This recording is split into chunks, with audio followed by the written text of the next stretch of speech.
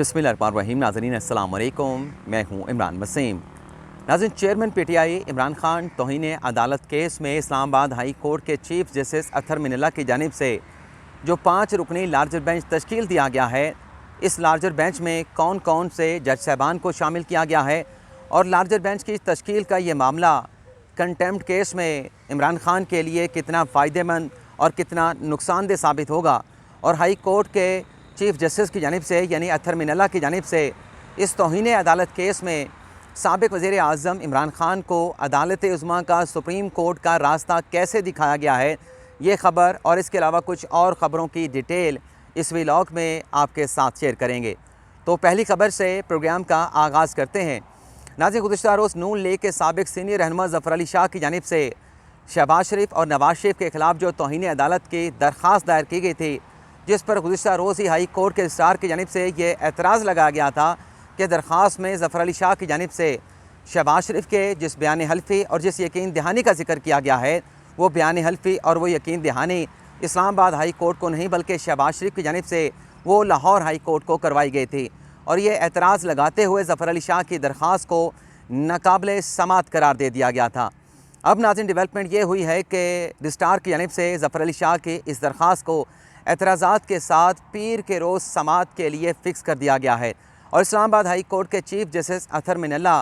पीर के रोज़ ज़फ़र अली शाह की इस दरख्वास्त पर एतराज़ात के साथ समात करेंगे। और पीर के रोज़ जो दरख्वास्त गुजार हैं ज़फ़र अली शाह नून लीग के साबिक़ सीनियर रहनुमा, उन्हें अदालत को मुतमिन करना होगा कि ये जो बयान हल्फ़ी है, जो शहबाज शरीफ की यकीन दहानी है, वो तो लाहौर हाई कोर्ट को करवाई गई थी। तो ये जो दरख्वास्त है नवाज शरीफ और शहबाज शरीफ के ख़िलाफ़ तौहीन अदालत की, ये इस्लामाबाद हाई कोर्ट में कैसे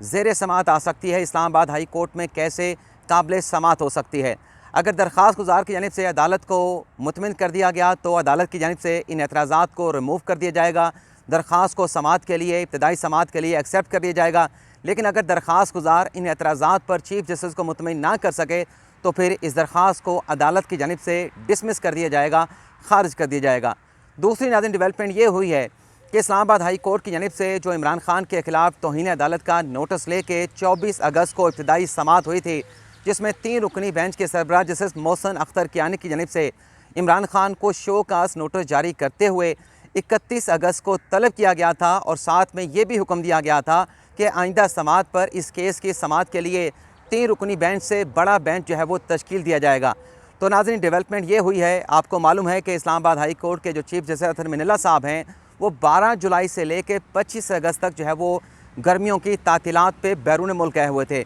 आज नाज़रीन वो वापस आए हैं, उन्होंने अपनी ज़िम्मेदारियाँ संभाली हैं, और अपनी ज़िम्मेदारियाँ संभालने के बाद उन्होंने पहला काम यह किया है कि जो 3 रुकनी बेंच का फ़ैसला था कि तौहीन अदालत केस में लार्जर बेंच तश्कील दिया जाए, तो चीफ जस्टिस अतहर मिनल्ला की जानिब से इस केस की समात के लिए 5 रुकनी लार्जर बेंच तश्कील दिया गया है। इस 5 रुकनी बेंच की नाज़रीन जो सरबराही करेंगे वो जस्टिस अतहर मिनल्ला साहब खुद करेंगे, उनके साथ मोहसिन अख्तर कियानी, उनके साथ जस्टिस मियाँ गुल हसन औरंगज़ेब, जस्टिस बाबर सत्तार और जस्टिस महमूद जंगीरी को इस 5 रुकनी बेंच में शामिल कर लिया गया है। अब ये 5 रुकनी बेंच की तश्कील का मामला इमरान खान के लिए कैसे नुकसानदेह या कैसे फ़ायदेमंद साबित होगा, इसका फ़ैसला आप नाज़रीन करेंगे। नाज़रीन, तौहीन अदालत के कानून के मुताबिक जिस भी अदालत में हाई कोर्ट में या सुप्रीम कोर्ट में कंटेम्प्ट केस की प्रोसीडिंग होती है, अगर उस अदालत की जानिब से जो एलिज कंटेम्नर होता है उसके ख़िलाफ़ फ़र्द जुर्म आयद करने का फ़ैसला किया जाए, या उसके ख़िलाफ़ कोई और इंटरिम ऑर्डर पास किया जाए, या फिर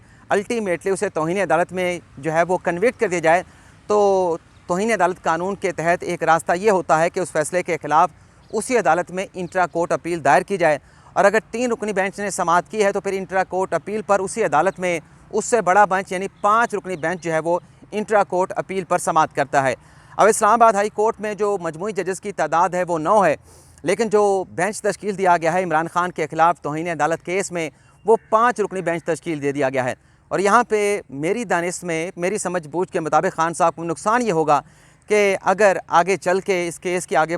समात होती है और इमरान खान साहब या उनके वकील हामिद खान अदालत को मुतमिन नहीं कर पाते और अदालत इस नतीजे पर पहुँचती है कि इमरान खान के ख़िलाफ़ फ़र्द जुर्म लगाई जाएगी और कोई तारीख भी मुकर्रर की जाएगी, तो इमरान खान की जानिब से इस फ़र्द जुर्म के फ़ैसले को, इस हुक्मनामे को इंटर कोर्ट अपील के ज़रिए नहीं बल्कि सुप्रीम कोर्ट में जो है वो चैलेंज किया जाएगा, क्योंकि इस वक्त सुप्रीम कोर्ट में अपना हाई कोर्ट में 9 जजेज़ हैं। जब 5 जजेज़ इस तौहीन अदालत केस की समाअत करेंगे तो फिर इंट्रा कोर्ट अपील के लिए 6 या 7 जजेज़ जो है वो बाकी नहीं बचेंगे, बल्कि पीछे 4 जज साहबान रह जाएंगे। तो फिर इमरान खान को उस फैसले के ख़िलाफ़, चाहे वो फ़र्द जुर्म आयद करने का फ़ैसला हो, चाहे वो अल्टीमेटली कन्विक्शन का फ़ैसला हो, इमरान खान को उस हुक्मनामे के ख़िलाफ़, उस फैसले के ख़िलाफ़ जो है वो सुप्रीम कोर्ट से रजू करना पड़ेगा। अलबत्ता ये खान साहब के लिए एक अच्छी खबर ज़रूर हो सकती है कि अगर हम थोड़ा सा ट्रैक रिकॉर्ड देखें चीफ़ जस्टिस अतर मिनल्ला का, माजी में उन्होंने हामिद मीर के ख़िलाफ़ तौहीन अदालत का नोटिस लिया, समी इब्राहीम के ख़िलाफ़ तौहीन अदालत का नोटिस लिया, फिरदौस आशिक अवान के ख़िलाफ़ तौहीन अदालत का नोटिस लिया,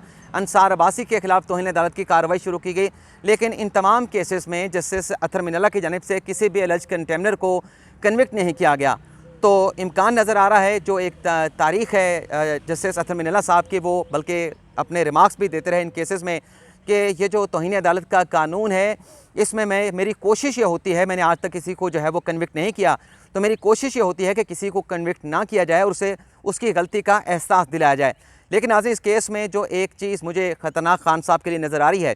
वो ये है कि ये 2 कंटेम्प्ट प्रोसीडिंग है खान साहब के ख़िलाफ़। एक सिविल कंटेम्प्ट है और दूसरी क्रिमिनल कंटेम्प्ट है। इससे पहले खान साहब के ख़िलाफ़ जो 2013 में तौहीन अदालत का नोटिस लिया गया था वो सिविल कंटेम्प्ट का लिया गया था, और जो हाई कोर्ट में हामिद मीर के ख़िलाफ़, समी इब्राहीम के ख़िलाफ़, फिरदौस आशिक अवान और अंसार अब्बासी के ख़िलाफ़ तौहीन अदालत के केस की समाअत हुई थी, वो भी सिविल कंटेम्प्ट थे। लेकिन इसमें इमरान खान के ख़िलाफ़ क्रिमिनल कंटेम्प्ट भी शामिल है कि इमरान खान की जानिब से जो अदलिया है,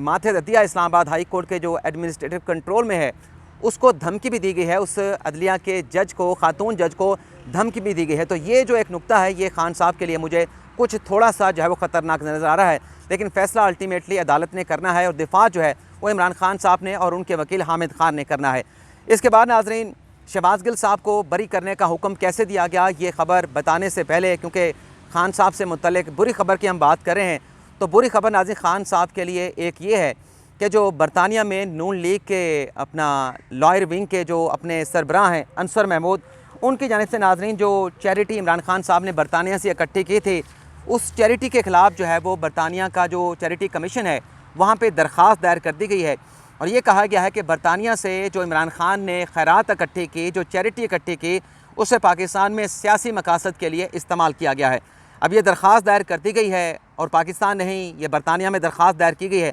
अब इस पर क्या फ़ैसला होगा, खान साहब को कोई फ़ायदा पहुँचेगा, नुकसान पहुँचेगा। लेकिन एक और ख़बर भी खान साहब के लिए बुरी है, और वो नाज़रीन ये है कि जो शहबाज गिल का केस है, उस केस में खान साहब की रिहाइशगाह बनिंगाला की तलाशी के लिए जो है वो पुलिस ने फ़ैसला कर लिया है। और इस हवाले से नाज़रीन मजिस्ट्रेट से जो है वो इजाज़त हासिल की जाएगी, और इजाज़त हासिल करने की जो दरख्वास्त है, बताया जा रहा है कि वो प्रोसिक्यूशन और पुलिस की जानिब से तैयार की जा रही है। और उसमें वजह यह बयान की जा रही है कि इमरान खान के घर की तलाशी क्यों लेनी है। वजह यह बताई जा रही है कि जो लैंडलाइन नंबर इस्तेमाल हुआ वो बनिंगाला का था, इमरान खान की रिहाइशगाह का था, तो लिहाजा इमरान खान की रिहाइशगाह की जो सर्च वारंट हासिल करने की दरख्वास्त या फ़ैसला किया गया है वो इस वजह से किया गया है। अब इमरान खान के से मुतल्लिक हम बुरी खबर की बात कर रहे हैं, तो मरीम नवाज़ से मुतल्लिक भी एक बुरी खबर आपके साथ शेयर कर लें। नाज़रीन, लाहौर की सेशन अदालत में मरीम नवाज़ के ख़िलाफ़ कंटेम्प्ट का और इदारों के ख़िलाफ़ उकसाने का मुकदमा दर्ज करने की दरख्वास्त दायर की, जिस पर आज ही लाहौर की सेशन अदालत में समाअत हुई है। और ये नाज़रीन दरख्वास्त PTI के रुकन मोहम्मद नवाज़ की जानिब से लाहौर की सेशन अदालत में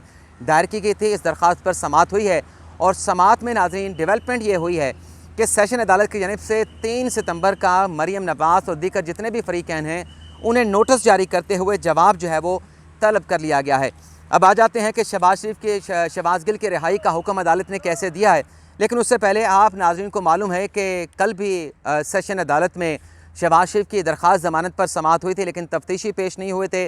केस का जो रिकॉर्ड है वो भी अदालत के सामने पेश नहीं किया गया था। तो आज जज ताहिर अब्बास सिपरा की जानिब से पुलिस को ये हुक्म दिया गया था कि तमाम रिकॉर्ड के साथ और तफ्तीशी को आज 12 बजे पेश किया जाए। तो आज भी इस ज़मानत की दरख्वास्त के ऊपर कोई डेवलपमेंट नहीं हो सकी। आज भी अदालत को बताया गया कि तफ्तीशी के साथ कोई रब्ता नहीं हो सका। ताहाल वो कराची में मौजूद हैं। कराची में इस केस के जो दीगर मुल्ज़मान हैं उनकी गिरफ़्तारी के लिए छापे मारे जा रहे हैं, उनके साथ टेलीफोनिकली रब्ता भी नहीं है। तो अदालत से दरख्वास्त की गई इस केस की समाअत को पीर तक जो है वो मुलतवी कर दी जाए। तो अदालत ने पीर तक तो इस केस की समाअत को मुलतवी कर दिया। लेकिन आज इस्लामाबाद हाई कोर्ट की जानिब से जो शहबाज गिल के ख़िलाफ़ गैर कानूनी असलाह रखने का जो मुकदमा दर्ज किया गया था, जिसमें जुडिशल भी शहबाज गिल को कर दिया गया था, उस केस की भी नाज़रीन आज सेशन अदालत में जुडिशल मजिस्ट्रेट के सामने समाअत हुई है नसीरुद्दीन साहब की अदालत में। और इसमें नाज़रीन पुलिस की जानिब से कहा गया है कि जो शहबाज गिल का पार्लियामेंट लॉज था वहाँ की तलाशी ली गई और वहाँ से अमरीकी साख्ता लोडेड जो है वो पिस्टल मिला है। एक दिन तक इंतज़ार किया गया, शहबाज गिल को वक्त दिया गया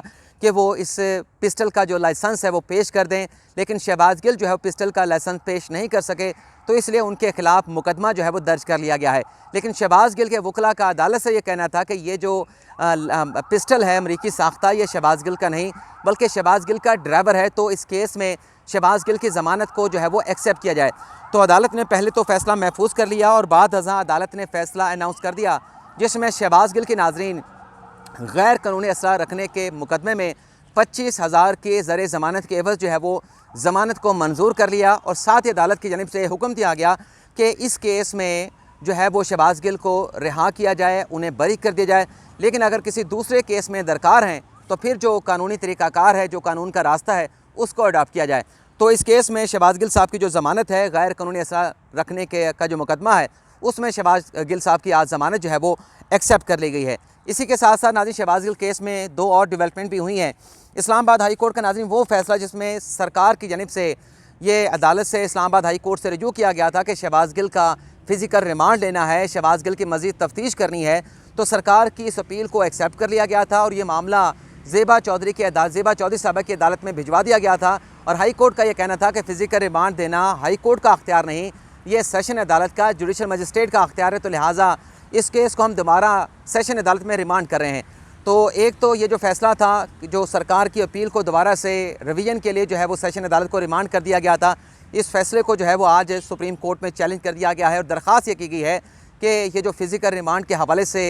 अपील दायर की गई थी सरकार की जानिब से, इस फ़ैसले को कलअदम करार दिया जाए। दूसरी ज़्यादा डेवलपमेंट ये हुई है कि जब ज़ेबा चौधरी साहबा की जानिब से शहबाज गिल का 2 रोज़ा जिस्मानी रिमांड दिया गया था, उस फ़ैसले को भी तहरीक इंसाफ और शहबाज गिल के वकला की जानिब से इस्लामाबाद हाई कोर्ट में चैलेंज किया गया था और उस दरख्वास्त पर भी, उस अपील पर भी इस्लामाबाद हाई कोर्ट ने फ़ैसला सुनाया था और अपील को मुस्तरद कर दिया था कि रिमांड के मामले पर इस्लामाबाद हाई कोर्ट किसी किस्म की मुदाखलत नहीं कर सकती। यानी ज़ेबा चौधरी साहबा जज साहबा का जो फ़ैसला था कि शहबाज गिल का 48 घंटों का रिमांड जो दिया गया था, उस फैसले को इस्लामाबाद हाई कोर्ट ने बरकरार रखा था। इस फैसले को भी नाज़रीन आज शहबाज गिल की जानिब से सुप्रीम कोर्ट में चैलेंज कर दिया गया है। 2 अलग अलग दरख्वास्तें दायर की गई हैं और इन दरख्वास्तों में एक सुप्रीम कोर्ट से ये भी इस्तदा की गई है कि जो शहबाज गिल पे तशद्दुद किया गया है उस तशद्दुद की इंक्वायरी के लिए एक आज़ाद और गैर जानिबदार जो है वो मेडिकल बोर्ड तश्कील दिया जाए। वकील सलमान सफदर और फैसल चौधरी की वसासत से ये अपील जो है आज सुप्रीम कोर्ट में दायर की गई है। अब देखते हैं कि ये इस अपील को